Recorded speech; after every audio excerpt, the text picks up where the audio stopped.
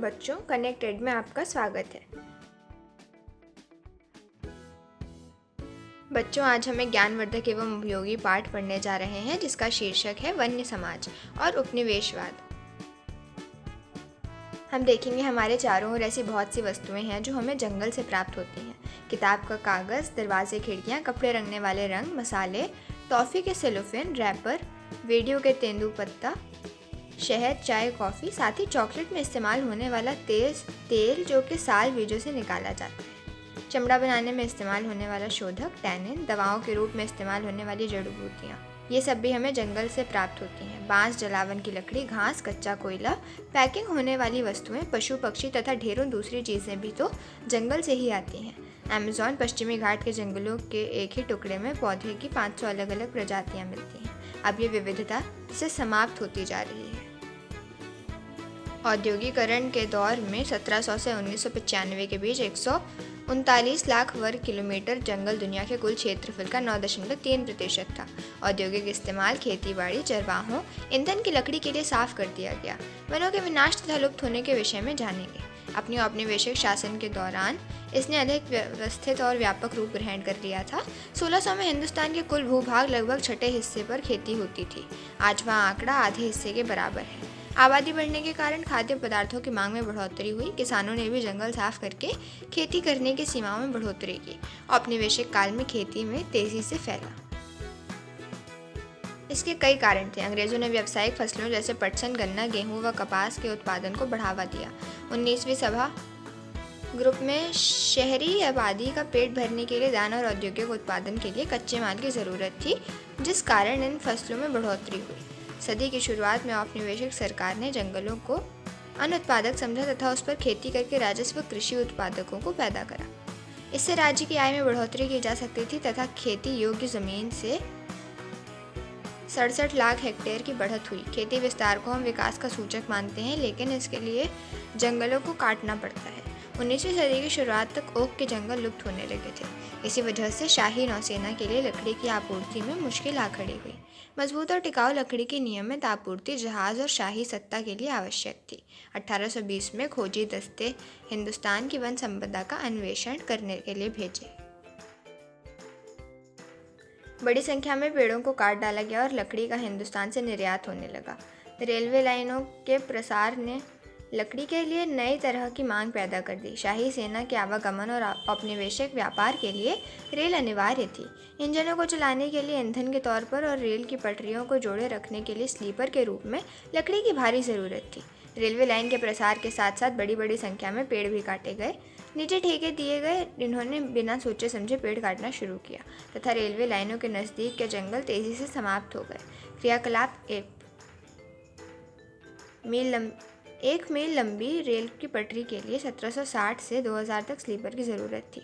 यदि 3 मीटर लंबी बड़ी लाइन की पटरी बिछाने के लिए एक औसत कद की पेड़ से 3 से 5 स्लीपर बन सकते हैं, तो हिसाब लगाकर देखेंगे कि 1 मील लंबी पटरी बिछाने के लिए कितने पेड़ काटने होंगे। बागान विषय में जानेंगे। यूरोप से चाय, कॉफ़ी और रबड़ की बढ़ती मांग को पूरा करने के लिए इन वस्तुओं के बागान बने और इनके लिए प्राकृतिक वनों का एक भारी हिस्सा साफ कर दिया गया। औपनिवेशिक सरकार ने जंगलों को अपने कब्जे में लेकर उनके विशाल हिस्सों को दरों पर यूरोपीय बागान मालिकों को सौंप दिया। इलाकों की बड़ी बंदी करके जंगलों को साफ कर दिया गया और चाय, कॉफ़ी की खेती की जाने लगी। व्यवसाय वानिकी की शुरुआत को जानेंगे। स्थानीय लोगों द्वारा जंगल का उपयोग तथा व्यापारियों द्वारा पेड़ों की अधिक कटाई से जंगल नष्ट होने के खतरे को देखकर जर्मन विशेषज्ञ डाइट्रिच ब्रेनेडिस देश का पहला वन महानिदेशक नियुक्त किया गया। उन्होंने महसूस किया कि लोगों को संरक्षण विज्ञान में प्रशिक्षित करना और जंगलों के प्रबंधन के लिए एक व्यवस्थित तंत्र विकसित करना होगा। इसके लिए कानून की मंजूरी की ज़रूरत पड़ेगी। वन संपदा के उपयोग संबंधी नियम तय करने पड़ेंगे। पेड़ों की कटाई और पशुओं को चराने जैसी गतिविधियों पर पाबंदी लगाकर ही जंगलों को लकड़ी उत्पादन के लिए आरक्षित किया जा सकेगा। इस तंत्र की अवमानना करके पेड़ काटने वाले किसी भी व्यक्ति को सजा का भागी बनना होगा। इस तरह 1864 वन सेवा की स्थापना की अधिनियम सूत्र पर बात करने में सहयोग दिया। इंपीरियल फॉरेस्ट सर्च इंस्टीट्यूट की स्थापना 1906 में देहरादून में हुई। यहाँ की शिक्षा पद्धति को वैज्ञानिक वानिकी कहा गया। वैज्ञानिक वानिकी के नाम पर विविध प्रजाति वाले प्राकृतिक वनों को काट डाला गया। इनकी जगह सीधी पंक्ति में एक ही किस्म के पेड़ लगा दिए गए। ऐसे बागान कहा जाता है। वन विभाग के अधिकारियों ने जंगलों का सर्वेक्षण किया, पेड़ों वाले क्षेत्र की नाप जोख की और वन प्रबंधन के लिए योजनाएं बनाई। तय किया गया कि बागान के लिए कितना क्षेत्र प्रतिवर्ष काटा जाएगा। कटाई के बाद खाली जमीन पर पेड़ लगाए जाते थे ताकि कुछ ही वर्षों में ये क्षेत्र पुनः कटाई के लिए तैयार हो जाए। 1865 के वन अधिनियम में 2 बार संशोधन करने के बाद जंगलों को 3 श्रेणियों में बांटा गया: आरक्षित, सुरक्षित व ग्रामीण। अच्छे जंगलों को आरक्षित वन कहा गया। इन जंगलों से अपने लिए उपयोग के लिए कुछ भी नहीं ले सकते थे। वह घर बनाने या ईंधन के लिए केवल सुरक्षित या ग्रामीण वनों से ही लकड़ी ले सकते थे। जंगलों के कारण गांव का जीवन प्रभावित हुआ। गांव वाले अपनी अलग अलग ज़रूरतों जैसे ईंधन, चारे पत्तों के लिए वन में विभिन्न प्रजातियों का मेल चाहते थे। वन विभाग को ऐसे पेड़ों की ज़रूरत थी जो जहाज़ों, रेलवे की इमारतों लकड़ी मुहैया करा सकें, जो सबसे लंबी और सीधी हो। इसलिए सौगान और साल जैसी प्रजातियों का प्रोत्साहित किया गया और दूसरी किस्म काट डाली गई। वन इलाकों में लोग कंदमूल, पत्ते आदि वन उत्पादों के विभिन्न ज़रूरतों के लिए उपयोग करते हैं और कंद अत्यंत पोषक खाद्य हैं। दवाओं के लिए जड़ी बूटियों का इस्तेमाल होता है। लकड़ी का प्रयोग हल जैसे खेती के औजार बनाने के लिए भी होता है। बाँस से बेहतरीन बाड़ें बनाई जा सकती हैं। इसका उपयोग छतरी तथा टोकरी बनाने के लिए भी किया जा सकता है। सूखे हुए कुम्हाड़े के खोल का प्रयोग पानी की बोतल के रूप में किया जा सकता है। जंगल में सब कुछ उपलब्ध है। पत्तों को जोड़ जोड़ कर खाऊ, फेंकू, पत्तल और दोने भी बनाए जा सकते हैं। सियादी की लताओं से रस्सी बनाई जा सकती है। सेमूर के कांटेदार छाल पर सब्जियां छीली जा सकती हैं। महुआ के पेड़ से खाना पकाने और रोशनी के लिए तेल निकाला जा सकता है। वन अधिनियम के कारण देश भर में गांव वालों की मुश्किलें बढ़ गईं। कानून के बाद घर के लिए लकड़ी काटना, पशुओं को चराना, कंदमूल फल इकट्ठा करना आदि रोजमर्रा की गतिविधियां गैर कानूनी बन गईं। पास से लकड़ी चुराने के अलावा कोई चारा और पकड़े जाने की स्थिति में वन रक्षकों की दया पर होते थे, जो उनसे घूस वसूलते थे। जलानी लकड़ी को एकत्र करने वाली विशेष तौर पर परेशान रहने लगी। मुफ्त खाने पीने की मांग करके लोगों को तंग करना पुलिस और जंगल के चौकीदारों के लिए सामान्य बात थी। वनों के नियमों से खेती भी प्रभावित हुई। सबसे गहरा प्रभाव झूम या घुमंतू खेती की प्रथा पर पड़ा। एशिया, अफ्रीका व दक्षिण अमेरिका के अनेक भागों पर यह खेती का एक पारंपरिक तरीका है, जिसके कई स्थानीय नाम हैं। हिंदुस्तान में घुमंतू खेती के लिए धया, पेंदा, बेवर, नेवर, झूम, गोंडू, खंदाद और कुमारी ऐसे ही स्थानीय नाम हैं। घुमंतू कृषि के लिए जंगल के कुछ भागों को बारी बारी से काटा और जलाया जाता है। मानसून की पहली बारिश के बाद इस राख में बीज बो दिए जाते हैं। अक्टूबर-नवंबर में फसल काटी जाती है। इन खेतों में 1 या 2 साल फसल करने के बाद इन्हें 18 साल के लिए परती छोड़ दिया जाता है, जिससे यहाँ फिर से जंगल पनप जाए। इन भूखंडों में मिश्रित फसलें उगाई जाती हैं, जैसे मध्य भारत और अफ्रीका में ज्वार, बाजरा, ब्राज़ील में कसावा और लैटिन अमेरिका के अन्य भागों में मक्का व फली। यूरोपीय वन रक्षकों की नज़र में ये तरीका जंगलों को नुकसानदेह था। उन्होंने महसूस किया कि कुछ एक सालों के अंतर पर खेती की जा रही हो। ऐसी ज़मीन पर रेलवे के लिए इमारती लकड़ी वाले पेड़ नहीं उगाए जा सकते। जंगल चलाते समय बाकी बेशकीमती पेड़ों के भी फेल लपटों में ना जाने का खतरा बना रहता था। घुमंतू खेती के कारण सरकार के लिए लगाना भी मुश्किल थी, इसलिए सरकार ने घुमंतू खेती पर रोक लगाने का फैसला किया। इसके परिणाम स्वरूप अनेक समुदायों को जंगल में उनके घरों से जबरन विस्थापित कर दिया गया। कुछ को अपना पेशा बदलना पड़ा तो कुछ ने छोटे बड़े विद्रोह के जरिए प्रतिरोध किया। शिकार की आज़ादी के बारे में जानेंगे। जंगल संबंधी नए कानूनों ने जीवन को एक और तरह से प्रभावित किया। एक कानूनों के पहले जंगलों में या उनके आसपास रहने वाले बहुत सारे लोग हिरण, तीतर जैसे छोटे मोटे शिकार करके जीवन यापन करते थे। पहले ये पारंपरिक था, पर अब गैर कानूनी हो गया। शिकार करते हुए पकड़े जाने वालों को अवैध शिकार के लिए दंडित किया जाने लगा। दूसरी तरफ बड़े जानवरों का आखेट एक खेल बन गया। हिंदुस्तान में बाघों और दूसरे जानवरों का शिकार करना सदियों से दरबारी और नवाबी संस्कृति का हिस्सा रहा था। अनेक मुगल कलाकृतियों में शहजादा और सम्राट शिकार का मज़ा लेते हुए दिखाए गए हैं, किंतु औपनिवेशिक शासन के दौरान शिकार का चलन आने तक कई प्रजातियां लगभग पूरी तरह लुप्त हो गईं। अंग्रेज़ों की नज़र में बड़े जानवर जंगली, बर्बर और आदि समाज के प्रतीक चिन्ह थे। उनका मानना था कि खतरनाक जानवरों को मारकर वे हिंदुस्तान के सभ्य बनाएंगे और दूसरे बड़े जानवरों का शिकार करने पर यह कहकर इनाम दिए गए कि इनको खतरा है। इनाम के लालच में अधिक संख्या में बाघ, तेंदुए, भेड़िए मार गिराए गए। धीरे धीरे बाघ के शिकार को एक खेल के रूप में देखा जाने लगा। प्रारंभ में जंगल के कुछ इलाके शिकार के लिए ही आरक्षित थे। काफ़ी समय बाद पर्यावरणविदों, संरक्षणवादियों ने आवाज़ उठाई कि जानवरों की इन सारी प्रजातियों की सुरक्षा होनी चाहिए, इन्हें मारा नहीं जाना चाहिए। व्यापार, नए रोजगार, नई सेवाओं के विषय में जानेंगे। जंगलों पर वन विभाग का नियंत्रण होने से लोगों के कई तरह के नुकसान हुए। कुछ को व्यापार के नए अवसर मिले, कई समुदाय अपने परंपरागत पीछे छोड़कर वन उत्पादों का व्यापार करने लगे। लगभग सारी दुनिया में ही ऐसा होने लगा। हिंदुस्तान में वन उत्पादों का व्यापार कुछ अलग बात नहीं थी। मध्यकाल से ही आदिवासी समुदायों द्वारा बंजारा आदि घुमंतू समुदायों के माध्यम से हाथियों और दूसरे सामान जैसे खाल, सींग, रेशम की खोई, हाथी दांत, बांस, मसाले, रेशे, घास, गोंद, राल के व्यापार के सबूत मिलते हैं। व्यापार पूरी तरह अंग्रेजी सरकार के नियंत्रण में चला गया। उन्होंने कई बड़ी यूरोपीय व्यापारिक कंपनियों को वन उत्पादों के व्यापार की इजारेदारी सौंप दी। घुमंतू कबीलों की आजीविका समाप्त हो गई। इन्हें अपराधी कबीले कहा जाने लगा। ये सरकार की निगरानी में फैक्ट्रियों, खदानों व बागानों में काम करने को मजबूर हो गए। चाय के बागानों के लिए अनेक आदिवासियों को कम मजदूरी पर गांव से उठाकर भर्ती कर लिया गया, लेकिन उनकी वापसी आसान नहीं थी। वन विद्रोह के विषय में पढ़ेंगे। हिंदुस्तान तथा दुनिया भर में वन्य समुदायों ने अपने ऊपर होने वाले बदलाव के खिलाफ बगावत की। ऐसे ही विद्रोह बस्तर रियासत में 1910 में हुआ। बस्तर कई सीमाओं पर लगा हुआ क्षेत्र है। इसका केंद्रीय भाग पठारी है। दक्षिण में गोदावरी नदी का मैदान है। इंद्रावती नदी बस्तर के आर पार पूर्व से पश्चिम की तरफ बहती है। बस्तर में अनेक आदिवासी समुदाय रहते हैं। अलग जबान होने पर भी इनके रीति रिवाज और विश्वास एक जैसे हैं। ये लोग अपने गांव की सीमाओं के भीतर समस्त प्रकृति की देखभाल करते हैं।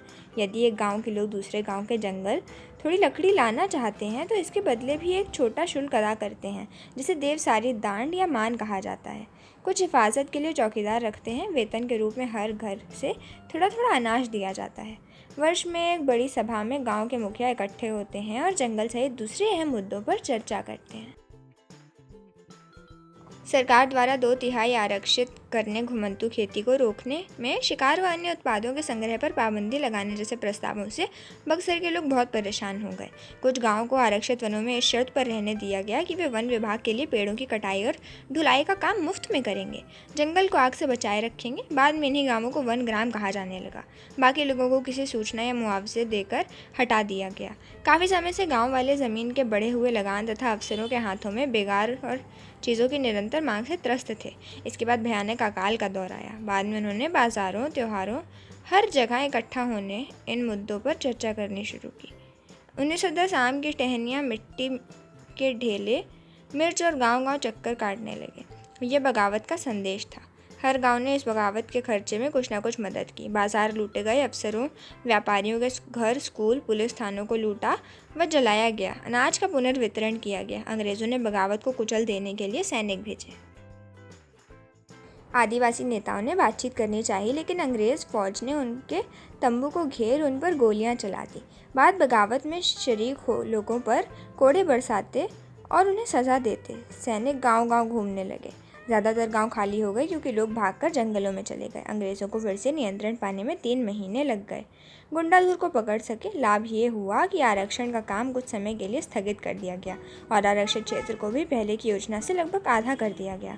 आज़ादी के बाद भी लोगों को जंगलों से बाहर रखने और जंगलों को औद्योगिक उपयोग के लिए आरक्षित रखने की नीति कायम रही। विश्व बैंक ने प्रस्ताव रखा कि कागज़ उद्योग को लुगदी उपलब्ध कराने के लिए स्थान पर देवदार के पेड़ लगाए जाएं, लेकिन स्थानीय पर्यावरणविदों के विरोध के फलस्वरूप योजना को रोक दिया गया।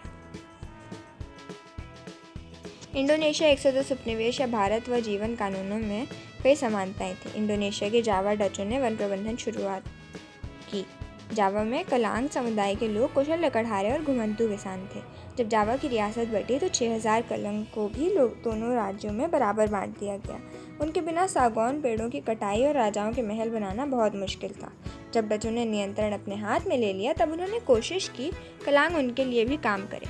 उन्होंने डच के किले पर हमला करके प्रतिरोध किया, परंतु उनका विद्रोह दबा दिया गया। लोगों तथा इलाकों दोनों पर नियंत्रण हो गया। वन कानून लागू कर ग्रामीणों व जंगल के लिए बंदिशें लगा दी। इसके बाद नाव या घर बनाकर उनकी निगरानी में काटी जाती थी। गांव को मवेशी चराने, बिना परमिट लकड़ी ढोने, जंगल से गुजरने वाली सड़क पर घोड़ा गाड़ी अथवा जानवरों को चढ़कर आने जाने के लिए दंडित किया जाने लगा। यहाँ भी वन प्रबंधन तथा वन सेवाओं को लागू करने की आवश्यकता पड़ी। 1822 अकेले जावा से ही 2,80,000 स्लीपरों का निर्यात किया गया। पेड़ काटने, हमको ढूंढने और स्लीपर तैयार करने के लिए श्रम की आवश्यकता पड़ी। बच्चों ने पहले तो जंगलों में टी की ज़मीनों पर लगान दिया। कुछ गाँवों को इस शर्त पर से मुक्त किया कि सामूहिक रूप से पेड़ काटने और लकड़ी वैसे उपलब्ध कराने का काम मुफ्त में करेंगे। इस व्यवस्था को ब्लांडॉगडियनस्टेन के नाम से जाना गया। बाद में लगान माफ़ी की बजाय थोड़ा मेहनताना दिया जाने लगा, लेकिन वन भूमि पर खेती करने का इनको अधिकार को समाप्त कर दिया गया। शामिन की चुनौतियों को जानेंगे। 1890 के लगभग साबुन के जंगलों में स्थित निवासी सुरोंती को शामिन जंगलों पर राजकीय मालिकाने पर सवाल खड़ा करना प्रारंभ कर दिया। उनके अनुसार हवा, पानी, ज़मीन और लकड़ी नई भी नहीं है, उन पर उस सबका अधिकार नहीं हो सकता। जल्दी एक व्यापक आंदोलन शुरू हो गया। इसमें उनका दामाद भी सक्रिय था। जीवन का सर्वेक्षण करने आए तो कुछ समानवादियों ने अपनी ज़मीन पर लेटकर इसका विरोध किया, जबकि कुछ ने लगान या जुर्माना भरने या बेगार से मना कर दिया। पहले और दूसरे विश्व युद्ध का जंगलों पर गहरा असर पड़ा। भारत में तमाम चालू कार्य योजनाओं को स्थगित करके वन विभाग ने अंग्रेज़ों की ज़रूरतों को पूरा करने के लिए बहुतायत पेड़ काटे। जापानियों के कब्जे से ठीक पहले डचों ने भस्म कर भागो नीति, जिसके तहत आरा मशीन और सगोन के विशाल लड्डू जला दिए गए ताकि जापानियों के हाथ ना लग जाए। जापानियों ने वनस्पतियों को वनवासियों को जंगल काटने के लिए बाध्य करके अपने युद्ध उद्योग के लिए जंगल का दोहन किया। बहुत सारे गांव वालों ने अवसर का लाभ उठाकर जंगल में अपनी खेती का विस्तार किया। बाद में इंडोनेशियाई वन सेवा के लिए इन ज़मीनों को वापस हासिल करना मुश्किल था। हिंदुस्तान की ही तरह यहाँ भी खेती योग्य भूमि के प्रति लोगों की चाह और ज़मीन को नियंत्रण करने तथा लोगों को उससे बाहर रखने की जिद के बीच टकराव पैदा हुआ। 80 के दशक में एशिया और अफ्रीका की सरकारों को समझ में आने लगा कि वैज्ञानिक वानिकी और वन समुदायों को जंगलों से बाहर रखने की बार बार टकराव पैदा होते हैं। इसलिए वन से इन इमारती लकड़ी हासिल करने के बजाय जंगलों का संरक्षण ज़्यादा महत्वपूर्ण लक्ष्य माना गया। सरकार ने यह भी मान लिया कि इस लक्ष्य को हासिल करने के लिए वन प्रदेशों में रहने वालों की मदद लेनी चाहिए। मिज़ोरम से लेकर केरल तक हिंदुस्तान में हर कहीं घने जंगल इसलिए बच पाए क्योंकि ग्रामीणों ने रक्षा की। कुछ गांव तो वन रक्षकों पर निर्भर रहने के बजाय अपने जंगलों की आप रक्षा करते रहे हैं। हर परिवार बारी बारी से अपना योगदान देता है। स्थानीय वन समुदाय और पर्यावरणविद अब वन प्रबंधन के वैकल्पिक तरीकों के बारे में सोचने लगे हैं। ये बच्चों, अब हम अपना ज्ञान परखेंगे।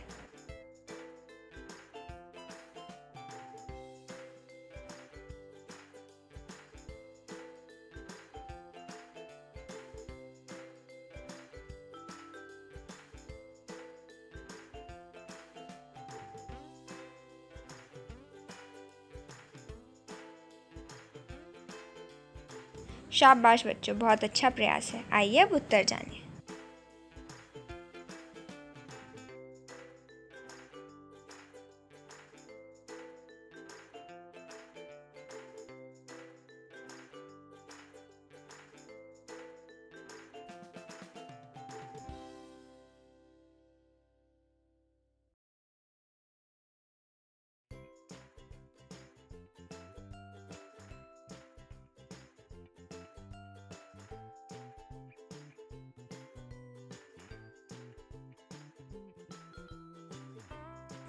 बच्चों, आज का पाठ समाप्त हुआ। आशा है कि आप सबको पसंद आया होगा। धन्यवाद।